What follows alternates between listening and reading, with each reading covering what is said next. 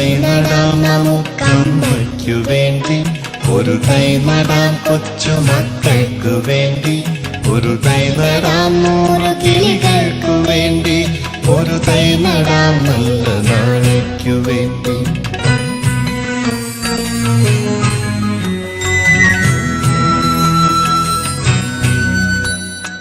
ഇത് പ്രാണവായുവിനായി നടുന്നു, ഇത് മഴയ്ക്കായി തൊഴുതു നടുന്നു.